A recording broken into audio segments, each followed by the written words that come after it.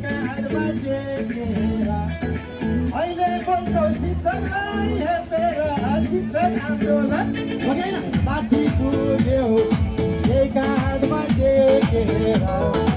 अहिले बोल्छौ शिक्षकलाई